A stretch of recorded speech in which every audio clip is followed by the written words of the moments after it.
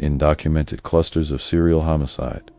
Fewer than 1% of towns ever experience more than 2 unrelated offenders operating in the same decade, a number so low that investigators treat such overlap as statistical anomaly. This is the life story not of killers themselves, but of a phenomenon, the fear of many killers in one place. How misunderstanding, pattern seeking, and real violence can combine into something that feels larger than it is. It begins with a problem of perception.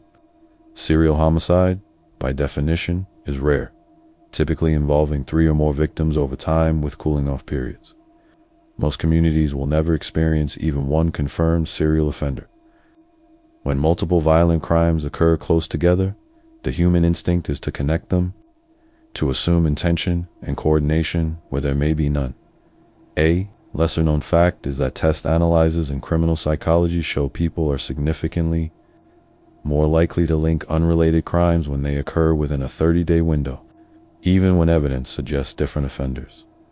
The parents of this phenomena are not individuals, but systems. Media reporting, law enforcement communication, and public rumor.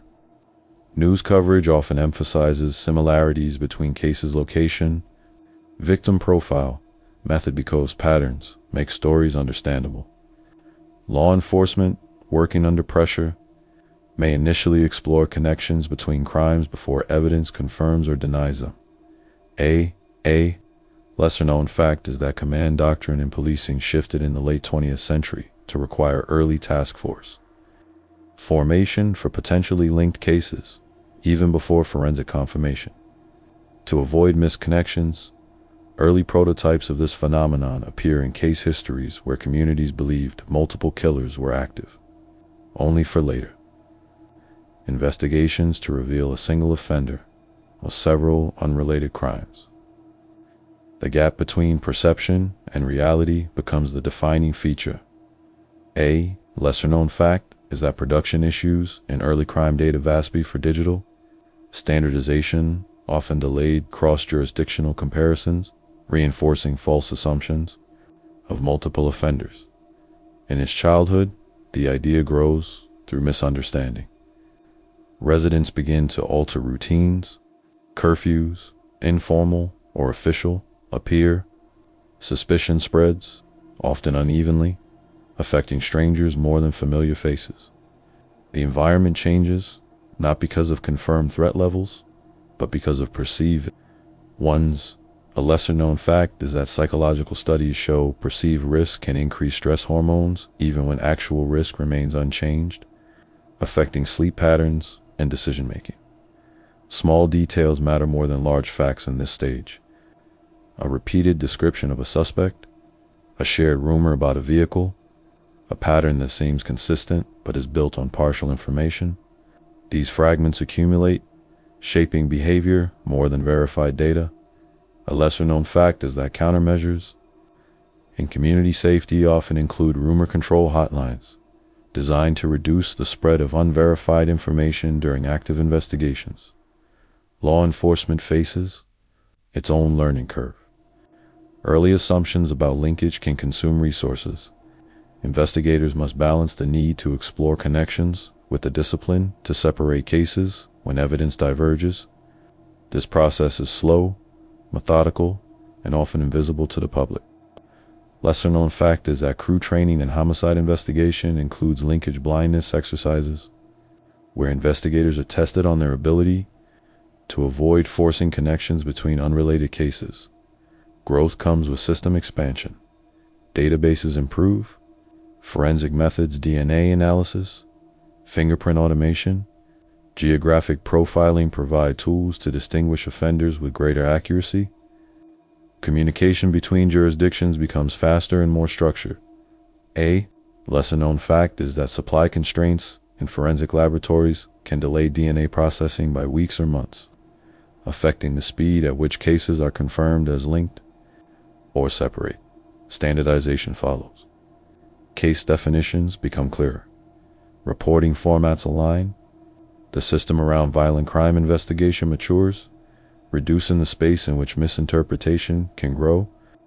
The idea of a town full of killers becomes less likely to persist unchallenged in well-resourced environments. A lesser-known fact is that battlefield improvisation concepts influenced interagency coordination with temporary command centers, established to centralize information during complex investigations. At its peak, the phenomenon reaches a moment where fear and reality intersect. There are times when multiple offenders do operate within a broader region, though rarely within a single small community. In these moments, the sense of vulnerability intensifies, and the demand for answers becomes immediate. A defining scenario might involve several violent incidents over a short period, each with distinct characteristics but overlapping geography. Investigators work parallel lines of inquiry, while the public experiences them as a single, escalating threat. A lesser-known fact is that weather and terrain impact investigations significantly, as rain can degrade forensic evidence and rural landscapes can complicate search efforts. Why does the perception hold so strongly in such moments? Because uncertainty fills gaps faster than evidence can. The human mind prefers a single explanation to multiple unrelated ones, even when the latter is more accurate. A lesser-known fact is that medical and psychological research identifies pattern completion as a cognitive process where the brain fills missing information based on limited data. The cost of this phenomenon is not abstract. It affects behavior, relationships, and trust. People withdraw, public spaces empty earlier. Suspicion can turn inward, affecting communities unevenly and sometimes unfairly. A lesser-known fact is that prolonged exposure to perceived threat can lead to increased incidence of anxiety-related conditions, even in populations not directly affected by crime, but for investigators. The cost is operational. Resources may be stretched across multiple lines of inquiry. The pressure to deliver answers can conflict with the need for careful, evidence-based work. Mistakes in early stages can shape the entire course of an investigation. A lesser-known fact is that command doctrine shifts in high-profile cases often include external review teams to reduce bias and ensure objectivity. As time passes, clarity emerges. Evidence separates cases or confirms connections. Offenders are identified, apprehended, or otherwise accounted for. The narrative of many often resolves into one, two, or several unrelated individuals, each with distinct motives and patterns. A lesser-known fact is that test results in case resolution studies show that initial public theories about linkage are incorrect in a majority of multi-incident scenarios. Decline follows naturally. As facts replace speculation, the intensity of fear reduces, systems return to routine operation. The extraordinary becomes ordinary again. Though the memory of uncertainty remains, a lesser-known fact is that supply constraints and media attention often lead to rapid decline in coverage once clear resolutions are established. Even if underlying issues persist, replacement comes not as a new phenomenon, but as improved understanding. Communities learn to interpret information more cautiously. Law enforcement refines communication strategies, balancing transparency with accuracy. The gap between perception and reality narrows. A lesser-known fact is that countermeasure strategies now include regular public briefings with structured information release, reducing reliance on speculation. The legacy is subtle but significant. It influences how future cases are reported, investigated, and understood. It reinforces the importance of data, of patience, and of resisting the urge to simplify complex realities into single narratives. A lesser-known fact is that design of modern crime databases emphasizes interoperability, allowing faster comparison of cases across regions and reducing the likelihood of misinterpretation. What remains is a lesson about scale. Rare events can feel common when they cluster in time or space. Human perception amplifies patterns, sometimes beyond what evidence supports. The phrase, "a town full of killers," is powerful, but it is usually a reflection of fear rather than fact. And when the investigations conclude and the numbers settle into their actual accounts, the story resolves into something quieter. Not many, but a few in the understanding of how easily that difference can be lost. Across several resolved investigations, as many as 70% of early linked case theories were later broken apart by forensic evidence, leaving behind separate offenders where a single pattern had once been assumed. The phenomenon continued its life not through the presence of many killers, but through the persistence of the idea that there must be many when events cluster too closely to feel random. Momentum carried it forward into more modern systems. Digital reporting accelerated the spread of information, but it also accelerated the spread of misinterpretation. A single detailed time of day, method, location could be repeated across platforms within minutes, forming a perceived pattern before investigators had confirmed even the most basic facts. The speed of communication outpaced the speed of verification. A lesser-known fact is that test results in information studies show false pattern recognition increases significantly. When updates arrive in rapid, fragmented sequences rather than complete reports, law enforcement adapted with structured releases. Information was no longer shared as it came in, but in controlled intervals, often after internal verification. This slowed public updates, but improved accuracy.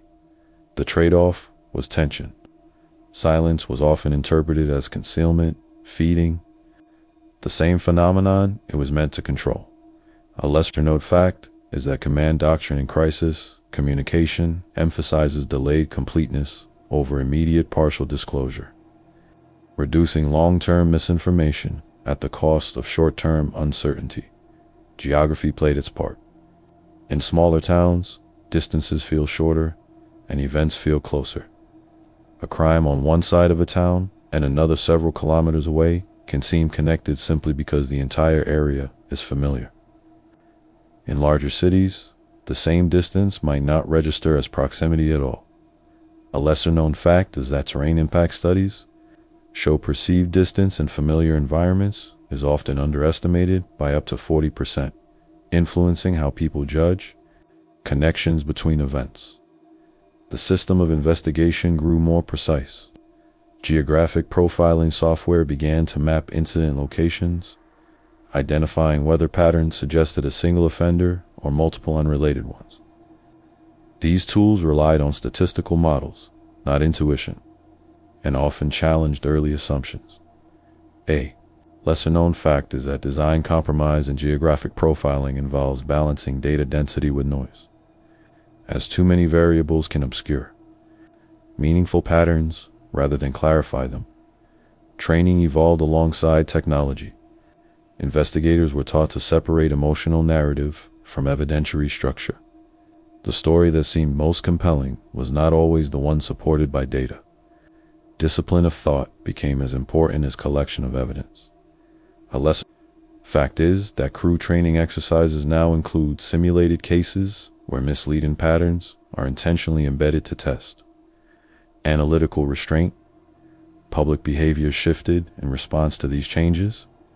Awareness increased, but so did skepticism. People learned, gradually, that not every cluster of incidents indicated a single threat. Yet the instinct to connect remained, shaped by decades of exposure to simplified narratives. A lesser-known fact is that psychological effect studies indicate that once a pattern is believed, contradictory information is often discounted, a process known as confirmation bias. At its peak in the modern era, the phenomenon often coincided with high-profile investigations. Media attention intensified, and the narrative of multiple offenders could take hold quickly, even when authorities urged caution. The gap between official statements and public belief became a defining feature. A defining scenario unfolded repeatedly. Several incidents, rapid reporting, speculation of linkage, followed by gradual clarification as evidence accumulated. The cycle itself became predictable, even if the details varied. A lesser-known fact is that countermeasure strategies in media management include embedding analysts within reporting teams to provide context and reduce oversimplification of complex cases. The cost extended into trust. When early assumptions proved incorrect, confidence in institutions could erode. People questioned why connections were suggested and later dismissed. The process of investigation, inherently uncertain, did not always align with expectations of clarity. A lesser-known fact is that medical research on stress responses shows that uncertainty, rather than confirmed danger, often produces the highest levels of sustained anxiety. For investigators, the cost remained operational and cognitive. Working under the shadow of public expectation, they had to maintain objectivity while managing pressure. Each decision to link or separate cases carried consequences for resource allocation and investigative direction. The lesser-known fact is that supply constraints and personnel can force prioritization of certain cases over others, influencing how quickly connections are explored or ruled out. Over time, the phenomenon began to lose intensity, not because it disappeared, but because systems improved. Faster forensic processing, better data sharing, and more transparent communication reduced the duration of uncertainty. The window in which the idea of many could take hold became shorter. A lesser-known fact is that test results in forensic turnaround. Improvements showed DNA analysis times reduced from months to days in some modern laboratories, significantly accelerating case resolution. Replacement came in the form of understanding rather than elimination. The narrative shifted from fear of many to recognition of complexity. Multiple incidents could occur without implying a single cause, and patterns required evidence, not assumption. A lesser-known fact is that command doctrine shifts now emphasize evidence-first narratives, where public communication is structured around confirmed facts rather than preliminary interpretations. Its legacy persists in quieter ways. It influences how people interpret news, how investigators approach clusters of incidents, and how systems are designed to handle uncertainty. It serves as a reminder that perception can amplify reality, sometimes beyond recognition. The fact is that design of modern information systems includes built-in delays and verification steps specifically to prevent premature pattern formation in public data releases. What remains at the end of its life cycle is not the image of a town overrun, but the understanding of how quickly that image can form. The numbers rarely support it. The evidence rarely confirms it. Yet the feeling can be real, shaped by timing, proximity, and the human need to make sense of what feels like too much. And when the cases are finally separated, names and details placed where they belong, the phenomenon fades again into the background, waiting, as it always has, for the next moment when coincidence and perception collide. In one review of multi-incident investigations, nearly half of the public tips received in the first 72 hours pointed to connections that did not exist, yet each one still required time to check and close. That volume of noise became part of the phenomenon itself, extending its life even after evidence had begun to separate events. Information flow turned into its own environment. Tip lines filled, digital submissions multiplied, and investigators had to triage not just evidence, but interpretation of evidence from the public. Patterns suggested by citizens often reflected what they had heard, not what had been confirmed, reinforcing early narratives rather than correcting them. A lesser-known fact is that supply constraints in tip processing units can delay verification of leads by several days, creating backlogs that keep unconfirmed theories circulating longer. Filtering systems improved in response. Software began to categorize tips by keywords, locations, and relevance scores, allowing faster identification of actionable information. Yet automation introduced new challenges, as important details could be buried under repetitive or misleading reports. A lesser-known fact is that design compromise in automated filtering requires balancing sensitivity and specificity. as overly strict filters can discard valid leads, while overly loose ones overwhelm investigators. The role of media evolved. Alongside these systems, some outlets adopted more cautious language, emphasizing uncertainty and avoiding premature linkage. Others continued to highlight possible connections, driven by the demand for clear narratives. The divergence in reporting styles created parallel realities for audiences. A lesser-known fact is that test results in media analysis show audiences exposed to speculative reporting are significantly more likely to believe in unified patterns across unrelated events. Law enforcement adjusted again, integrating analysts directly into communication teams. Their task was to translate complex, evolving evidence into statements that were accurate but accessible, reducing the gap between investigation and public understanding. A lesser-known fact is that crew training for these roles includes cross-disciplinary education in both investigative methods and public communication strategies. The phenomena also revealed something about time, not just the timing of events, but the timing of understanding. Evidence accumulates slowly, while perception forms quickly. This mismatch creates a period where belief outruns fact, and that period is where the idea of many thrives. A lesser-known fact is that psychological research indicates initial impressions can form within seconds, while correction of those impressions can take significantly longer and may never fully replace the original belief. As systems matured further, international cooperation improved. Databases connected across borders, allowing faster comparison of cases and reducing the likelihood of isolated interpretations.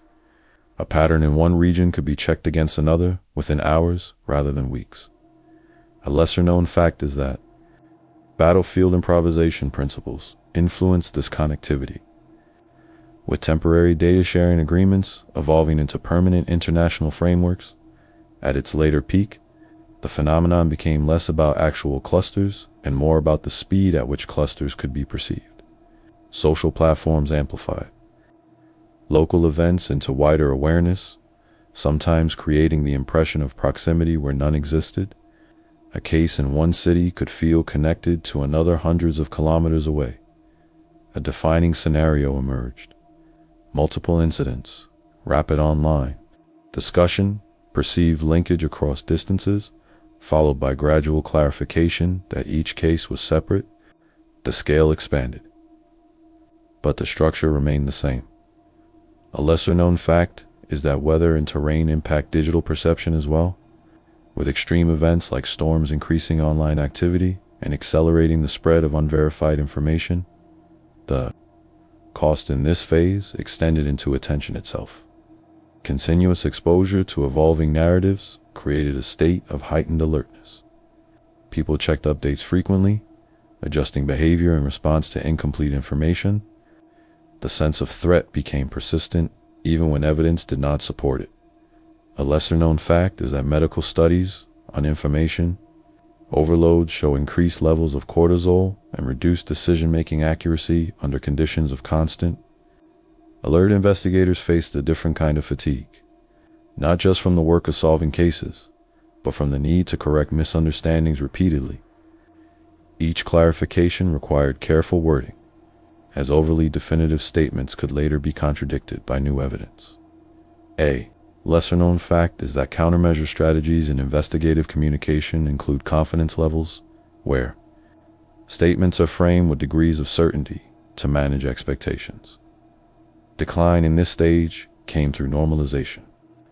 Audiences became more accustomed to the cycle of speculation and correction. Awareness of the process itself reduced its impact. The idea of multiple offenders in one place became something to question rather than accept immediately. A lesser-known fact is that command doctrine shifts in public communication now include proactive education about investigative processes, helping audiences understand why early information may change. Replacement took the form of literacy, information literacy, pattern literacy, and risk literacy. The ability to distinguish between coincidence and connection became part of public understanding, though unevenly distributed. A lesser-known fact is that training programs in some regions now include public workshops on interpreting crime statistics and avoiding common cognitive biases. The legacy settled into systems and habits. Investigators worked with better tools, clearer protocols, and more experience in managing perception. Communities, while still susceptible to fear, had frameworks for understanding and questioning what they heard. A lesser-known fact is that design of modern reporting platforms often includes context panels, providing background information alongside breaking updates to reduce misinterpretation. What endures is not the image of a place filled with unseen threats, but the recognition of how quickly that image can be constructed. The phenomenon does not require many offenders. It requires only a few events, close enough in time, and a gap wide enough between what is known and what is assumed. And when that gap closes slowly, methodically, with evidence replacing inference, the story returns to its actual scale, smaller than it once felt, but clearer for having been examined